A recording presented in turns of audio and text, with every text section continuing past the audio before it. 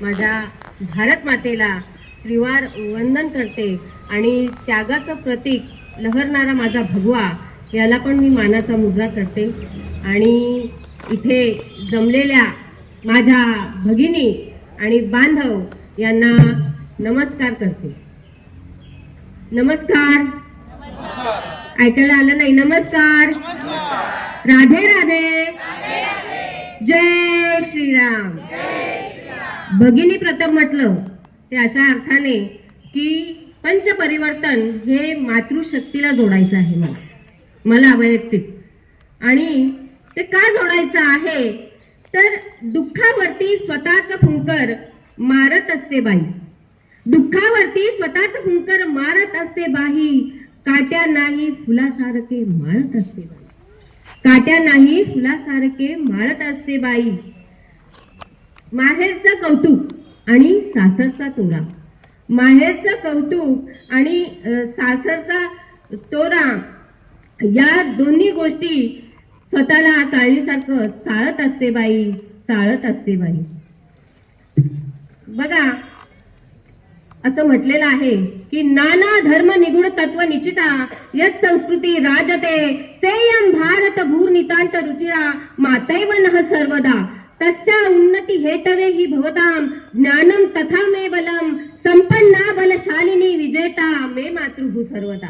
याचा अर्थ असा की नाना पंथ धर्म यांनी विभूषित अशी माझी मातृभूमी, या मातृभूमीच्या कल्याणासाठी, या मातृभूमीच्या समृद्धीसाठी मी माझं बल देईन, मी माझं ज्ञान देईन असा याचा अर्थ आहे.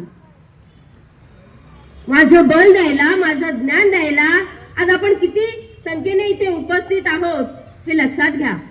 पुढे येणारं संकट हे खूप मोठं आहे आणि माझ्याकडे पंचपरिवर्तन हा विषय आहे आणि पंचपरिवर्तन मला मातृशक्तीला जोडायचं आहे आणि मातृशक्तीची तत्परता, मातृशक्तीची जाणीव मला पंचपरिवर्तन या विषयाला जोडायचं आहे. पंचपरिवर्तन हा विषय काय आहे तर संघाचं शताब्दी वर्ष पूर्ण झालेलं आहे आणि शताब्दी वर्षाच्या पूर्ततेच्या सोहळ्यासाठी आपण इथे आज जमलेलो आहोत. या शताब्दी वर्षाच्या पूर्ततेमध्ये मला पंचपरिवर्तन हा विषय दिलेला आहे आणि तो पंचपरिवर्तन हा विषय मला तुमच्या पुढे मांडायचा आहे. पंचपरिवर्तन काय तर पंचपरिवर्तन एक क्रांती आहे. आता क्रांती म्हणजे तरी काय तर क्रांती म्हणजे निदर्शने करणे, मेळावे घेणे, मोठा हे करणे, मोर्चा काढणे असं नाहीये. पंचपरिवर्तन म्हणजे काय आहे तर क्रमुधातूपासून निर्माण झालेला हा शब्द आहे क्रांती. क्रांती म्हणजे एखादी गोष्ट, एखादा चांगला विचार, एखादा अभियान पुढे नेणे असा त्याचा अर्थ आहे. पंचपरिवर्तन मध्ये आपल्याला विषय दिलेले आहेत आणि ते क्रांतीचा विचाराने, एखाद्या चांगल्या विचाराने आचरण बदलतं. आचरण बदलल्यानंतर तो व्यक्ती आधी होतो, आधीने तो व्यक्ती सवय, त्या व्यक्तीला त्याची सवय लागते म्हणजे continuous habit convert into character. Continuous habit convert into character. आपलं कॅरेक्टर त्याच्यातून निर्माण होतं. बघा एखादा कायद्याने काही गोष्टी घडत नाहीत पण एखादा चांगला विचारता हुंडा विरोधी कायदा याला किती वर्ष झाली बरं? याला 45 वर्ष झाली तरी बाई बापड्या आपल्या लेकी बाई त्याला बळी पडतायत, अजूनही बळी पडतायत. हे कधी होईल? एखादा जैन मुनी साधू संत जेव्हा म्हणतो की उद्यापासून माझे अनुयायी हुंडा घेणार नाही असं जेव्हा म्हटलं जातं तेव्हा एखादा वाईट विचार समाजातून नाहीसा होतो. मग ह्या सद्विचार, कुठले सद्विचार आहेत त्या सद्विचाराला गती देणे, न्यायाच्या गोष्टीसाठी अखंड आवाज उठवणे याला क्रांती असे म्हणतात. आता प्रत्येकाच्या मनात जीवन जगत असताना एक विचार असतोच की मला उत्तम जगता आलं पाहिजे, माझं हित मला साधता आलं पाहिजे. मग हे हित साधण्यासाठी काही पॅरामीटर आहेत आणि ते पॅरामीटर पंचपरिवर्तनाने आपल्याला दिलेलं आहे की पंचपरिवर्तनाचा अवलंब केलेला मी आणि पंचपरिवर्तनाचा अवलंब केल्यानंतर एका वर्षभरात असलेला मी यातला फरक पॅरामीटर आपल्याला देतो. तर पंचपरिवर्तनाचे विषय कोणते आहेत तर पंचपरिवर्तनाचे 5 विषय आहेत. सामाजिक समरसता, कुटुंब प्रबोधन, पर्यावरण संरक्षण, स्वची जाणीव आणि नागरी कर्तव्य.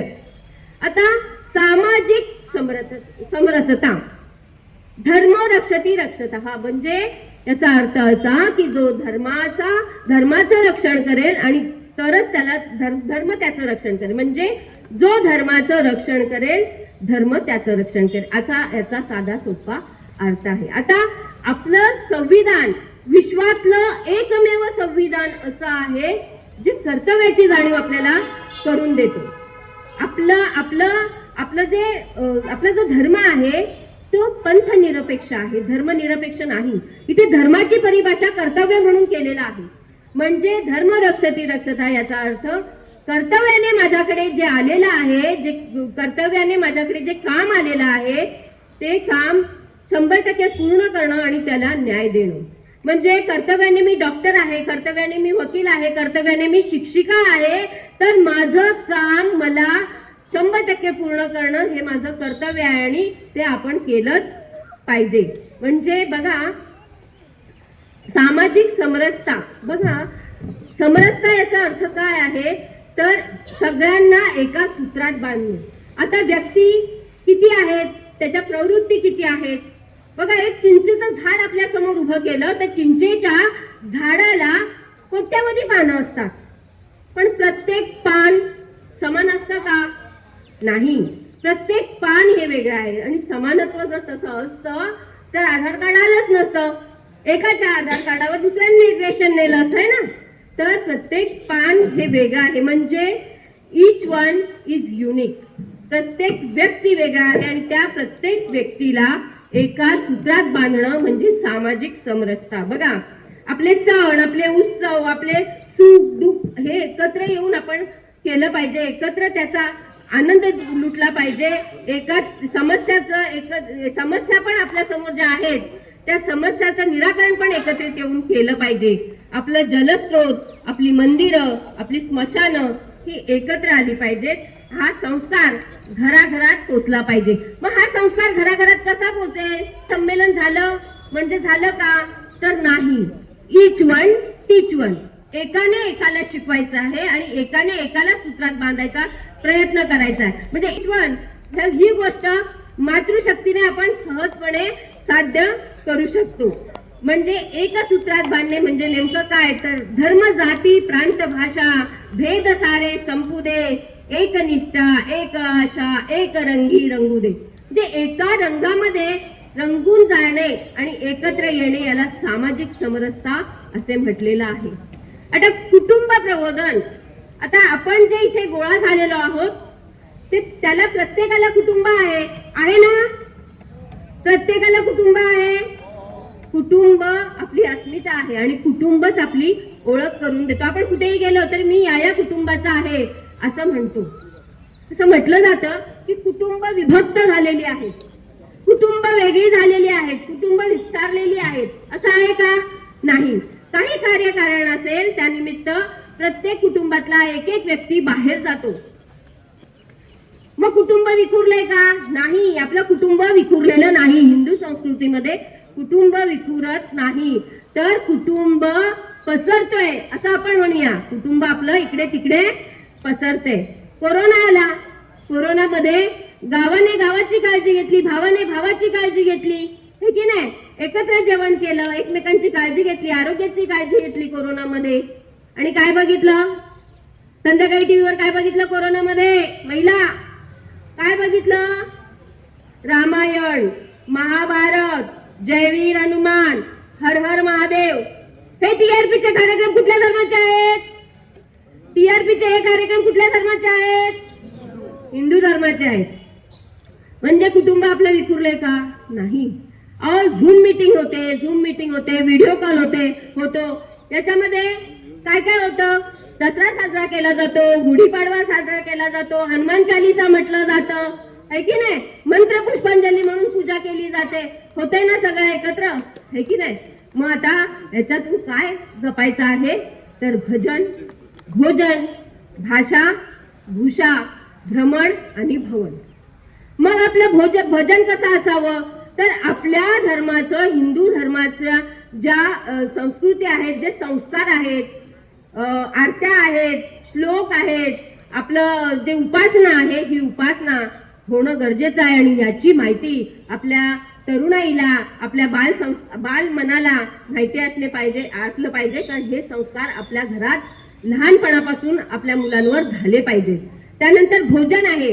भोजन, भारतीय संस्कृतीतलं भोजन परंपरा ही एवढी समृद्ध आहे की माणूस जन्माला आल्यापासून मरेपर्यंत वेगवेगळे पदार्थ खातो, ते देखील अपुरे पडतील एवढी समृद्ध भोजन संस्कृती आहे. आता भोजन संस्कृतीमध्ये पण आपले संस्कार असे असले पाहिजेत की वदनी कवळ घेता या सगळ्या श्लोकांची सुरुवात ही लहानपणापासून हे संस्कार आपल्या मुलांना आपल्याला देता आले पाहिजे. त्यानंतर भाषा, आपली मातृभाषा आहे. ही मातृभाषा आपल्या मुलांना मातृभाषेचं बीज पेरलं पाहिजे. इतर भाषांचं सलोखा असू द्या पण मातृभाषेचं बीज आपल्या मुलांमध्ये पेरलं पाहिजे. मातृभाषेचा सन्मान झाला पाहिजे. आपल्या बोलण्यात, आपल्या वागण्यात नम्रता, विवेक दिसला पाहिजे कारण नम्रतेची आणि विवेकाची आपली हिंदू संस्कृती आहे. भूषा, आता भूषा हा खूप व्यापक विषय आहे, ज्यावर खूप बोलता येईल, परंतु आपला वेश, महिलांचा वेश कसा असावा तर उत्तम असावा. पुरुषांचा वेश आपल्या संस्कृतीप्रमाणे असावा अशी आपली महान संस्कृती आहे. त्यानंतर भ्रमण, आता भ्रमण याचा अर्थ काय आहे तर जिथे जिथे आपण फिरतो, केल्याने देशाटन, जेवढं आपण फिरतो तेवढं आपलं ज्ञान वाढतं असं म्हणतात, केल्याने देशाटन. मग भ्रमण जेव्हा आपण करून येतो तेव्हा आपण घरामध्ये, कुटुंबामध्ये बसून चर्चा केली पाहिजे की आज आपण इथे जाऊन आलो, तिथे चांगलं काय दिसलं, त्यात काय संस्कार होता, या गोष्टींची चर्चा मोकळेपणाने कुटुंबात केली पाहिजे. आता भवन म्हटलेलं आहे, आपलं घर हे संस्काराचं मंदिर असलं पाहिजे. तर घराच्या उंबरट्यापासून किचन पर्यंत सगळीकडे आपले हिंदू संस्कृतीचे संस्कार दिसले पाहिजेत. बघा, म्हटलं जातं की घर असावे घरासारखे, नको तर नुसत्या भिंती, तिथे असावा प्रेम जिव्हाळा, नको तर नुसती नाती. आणि शेवटी म्हटलंय की या घरट्यातून पिल्लू उडावे, दिव्य घेऊन शक्ती, आकांक्षाचे पंख असावे आणि उंबरट्यावर असावी भक्ती. म्हणजे आपलं मूल अमेरिका, जर्मन, रशिया कुठेही जाऊ द्या, त्याची भक्ती त्याच्या घराच्या उंबरट्यावर असणं गरजेचं आहे. त्यानंतरचा विचार आहे पर्यावरण संरक्षण. बघा, विकास हा पर्यावरणाचा मित्र आहे असं म्हटलं जातं. बघा, विज्ञानाला विवेकाची जोडी नसेल तर विध्वंस नक्की होणार आहे. म्हणजे विज्ञान, विवेक असला पाहिजे, विज्ञानाला विवेक असला पाहिजे. आता आपली भूमी किंवा आपलं पर्यावरण, हे पर्यावरण आपल्या गरजा पूर्ण करू शकतो, आपल्या अपेक्षा पूर्ण करू शकत नाही. बघा, पर्यावरणाचा विध्वंस जिकडे तिकडे आपण बघतो आणि त्याचे परिणाम आपल्याला भोगायला येतात. काय तर ग्लोबल वॉर्मिंग होत आहे, तापमान वाढतंय, निसर्गाचा अनियमितपणा, अतिवृष्टी, अनावृष्टी, भूकंप, ह्या सगळ्या गोष्टी का होत आहेत तर पर्यावरण संतुलित नसल्यामुळे. आता इथे काय सांगितलेलं आहे की पाणी वाचवा, प्लॅस्टिक हटवा आणि झाडे लावा. आता पाणी वाचवा म्हणजे काय तर पाण्याचा उपयोग आपण गरज असेल तेवढाच करायचा, त्याचा पाण्याचा नाश करू नका. त्यानंतर रेन हार्वेस्टिंग करून आपण किंवा ठिबक सिंचन लावून आपण पाणी वाचवू शकतो. त्याचप्रमाणे प्लॅस्टिक हटवा. आता प्लॅस्टिकचे दुष्परिणाम हा खूप मोठा विषय आहे. तर प्लॅस्टिक, आता इथे तुम्हाला इथे आवर्जून मी गोष्ट सांगेन की एक शृंखला समूह आहे महाडचा. तर शाळेमध्ये आमचा उपक्रम होता की शनिवारची धावती सफाई. त्या धावती सफाईमध्ये आम्ही काय करायचो तर आम्ही प्लॅस्टिक गोळा करायचो, ते प्लॅस्टिक स्वच्छ करायचो आणि स्वच्छ करून पॅक करून त्या शृंखला समूहाला, इथे इंदापूरमध्ये कलेक्ट करायला गाडी यायची, त्या शृंखला समूहाला आम्ही द्यायचो. आणि त्या शृंखला समूहाच्या, मला आनंद वाटेल सांगायला की शृंखला समूहाच्या ज्या मुख्य होत्या त्या ममता मेहता या मॅडम होत्या आणि त्याच्या योगे रिसायकलिंगसाठी हे प्लॅस्टिक पाठवलं जायचं. अशा पद्धतीने आपण मुळात प्लॅस्टिकचं रिसायकलिंग करण्यापेक्षा प्लॅस्टिकचा वापरच आपण इथे कमी केला पाहिजे.